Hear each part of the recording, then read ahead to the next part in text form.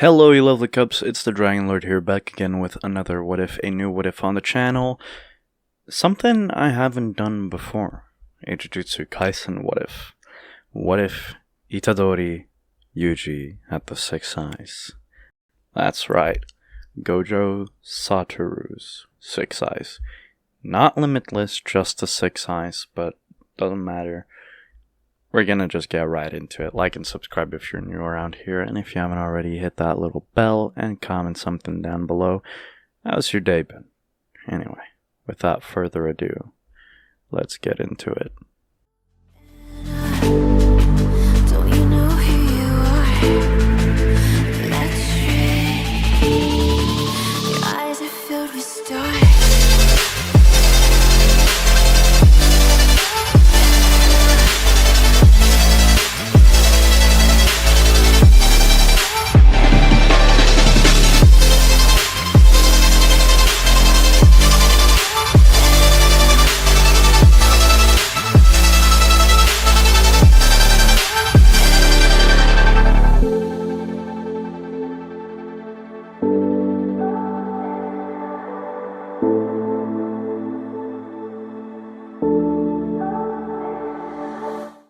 Okay, here we go.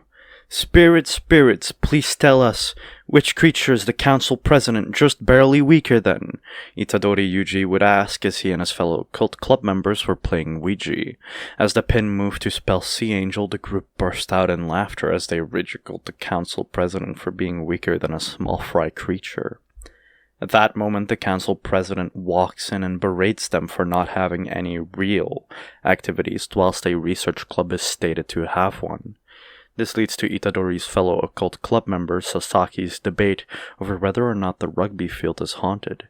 Yet the council president says that the biggest problem is them not having enough members, as Itadori Yuuji is in the track and field club. Itadori, however, says that he was sure he wrote the occult club, yet the track and field coach interferes, saying he rewrote it and challenges Itadori to a fair and square battle on the track, which, if he wins, the coach will allow him to join the occult club.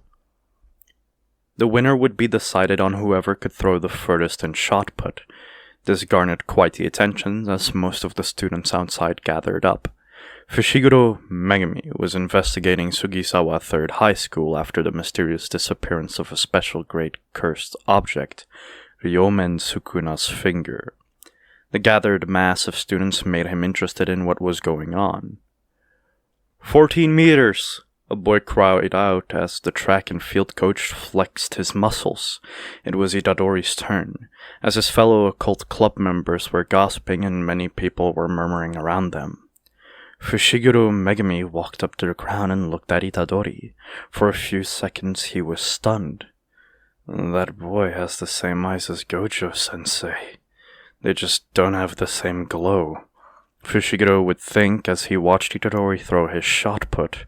The shot flew through the sky and hit a goalpost, as he easily threw the ball about 30 meters. Is he a similar type to Zenin-senpai? Fushiguro thought as he was turning away to leave. The crowd cheered for Itadori's victory, and he himself was delighted at his own win. As he looked at his phone and realized he had to go, he said his goodbyes and started running as he ran past Megumi. At that moment, an evil and sinister energy overwhelmed Megumi as he realized Itadori was carrying the special great cursed object.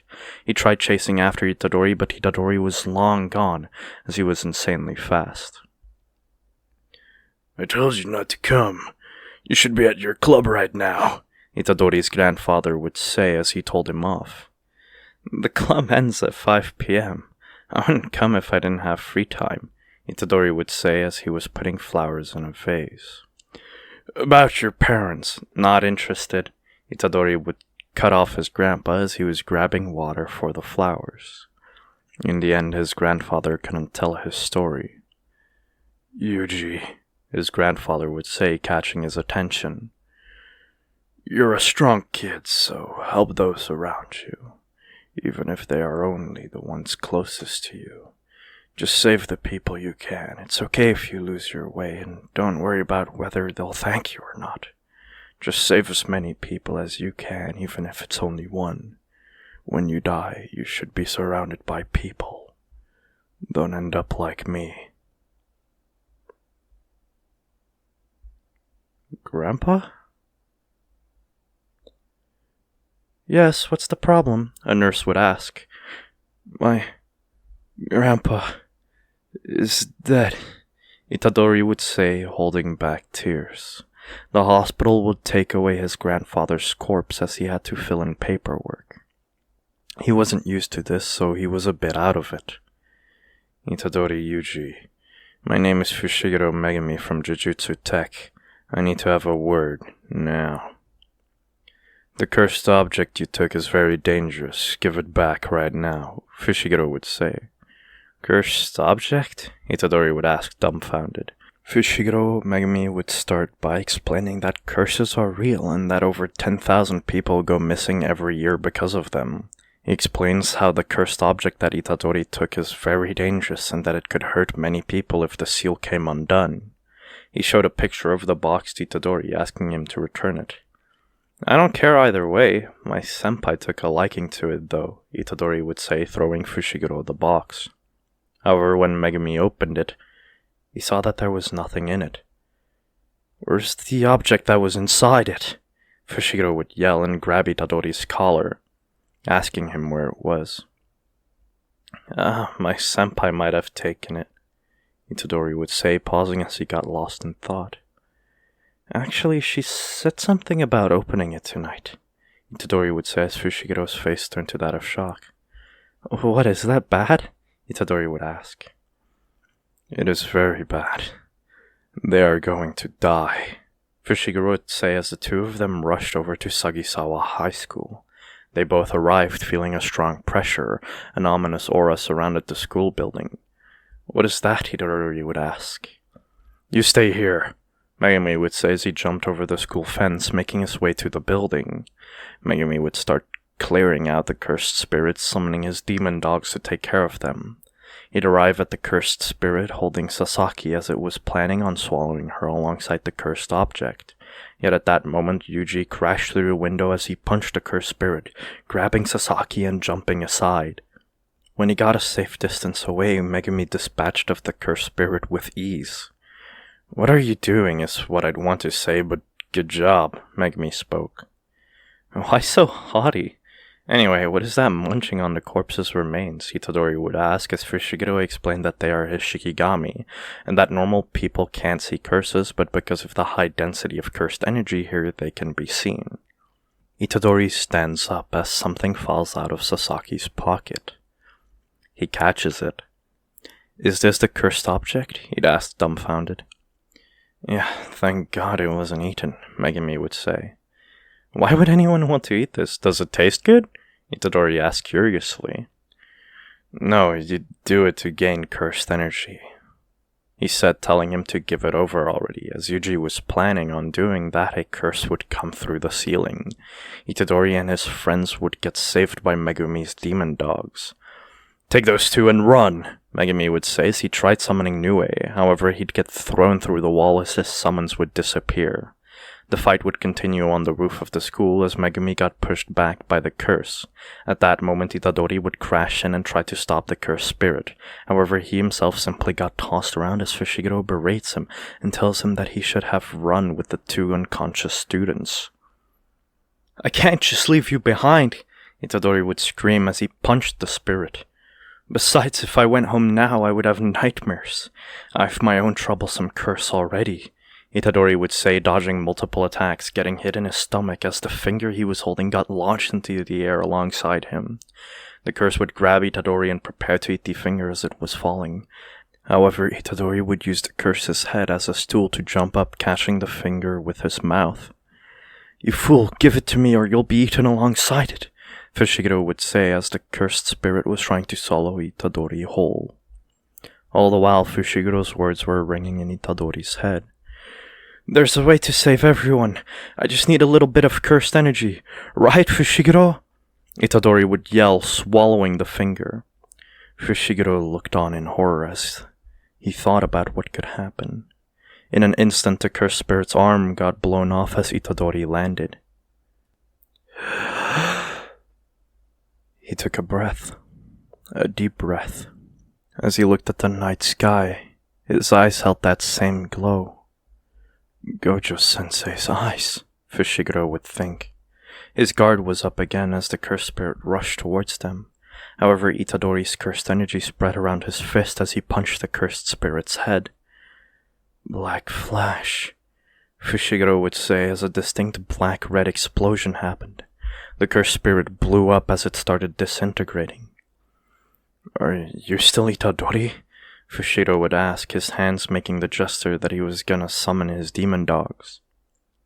"I'm me," Itadori would say, still in awe at the world around him. "Under Jujutsu regulations, Itadori Yuuji, I will exorcise you as a curse." It's really me, though. Also, both of us are pretty beat up. We should get back. We should go to a hospital at least." What should I do? Fushiguro thought as he didn't know whether or not it was actually Itadori or not. "What's going on and how?" a voice would say as both Itadori and Megumi's attention switched to the person talking. "Gojo-sensei," Megumi would say, slightly unnerved. "What happened?" Gojo asked once more as Megumi started explaining the situation, from Itadori and him fighting the curse, to Itadori eating Sukuna's finger and dispatching the curse with relative ease, even stating that he hit a black flash in doing so. "Interesting," Gojo would say, getting close to Itadori's face as he was examining him. "You have the same eyes as me," he'd say, laughing hysterically right after. "Excuse me, what do you mean by the same eyes?" Itadori would ask, dumbfounded. Let me explain. They are called the Six Eyes. Normally only people from the Gojo clan can inherit them, as they are an inherited technique. Also, only one person at a time can be born with the Six Eyes, so the fact you have them and I have them are hysterical. Though you aren't part of the Gojo clan either, so it's interesting nonetheless," Gojo would explain. "So how's Sukuna?" "Sukuna?" Itadori would ask. "The cursed object you ate." "I don't really know. I can hear his voice. It's pretty annoying," Itadori would say, tapping his head. "It's a miracle, that's all he's doing. So you didn't get possessed when you ate the finger." "Well, I felt weird for a moment, but then I felt wonderful. It's like I opened my eyes for the first time," Itadori continued. "And after that, I could control that cursed energy, and it just felt natural." "Interesting. Do you think you could swap with Sukuna?" Gojo would ask. "I think so." "Give us 10 seconds and then take back over, okay?" "Are you sure that's alright?" Itadori would ask weirdly. "Don't worry. I'm the strongest," Gojo reassured him. Itadori switched with Sukuna. Sukuna attacked Gojo. Gojo easily dodged as he was having a light chat about a treat with Megumi. Sukuna launched another attack, something he had just created. It was powerful. It destroyed most of the school, yet Gojo stood unfazed. "Interesting. You have added to the Six Eyes already," Gojo would say, observing Sukuna before appearing behind him and comboing him with punches, as he sent Sukuna flying into the roof railing. "You Jujutsu sorcerer are still as tedious as ever, in any era." Sukuna would launch another attack, however, it again didn't do anything. 3, 2, 1. Itadori swapped back with Sukuna. "Interesting. It appears you really can swap places with him. We'll have to see how you act when you wake up," Gojo would say, tapping Itadori's on his forehead, knocking him out. And that is where part 1 ends. It's a short part, but if you guys enjoyed it, do like and subscribe, and also comment down below. Do you guys want this series to continue or not? It's all up to you guys. I'd say like 30 likes and I'll do a part 2. Anyway, with that out of the way, my name's the Dragon Lord, and I am signing out.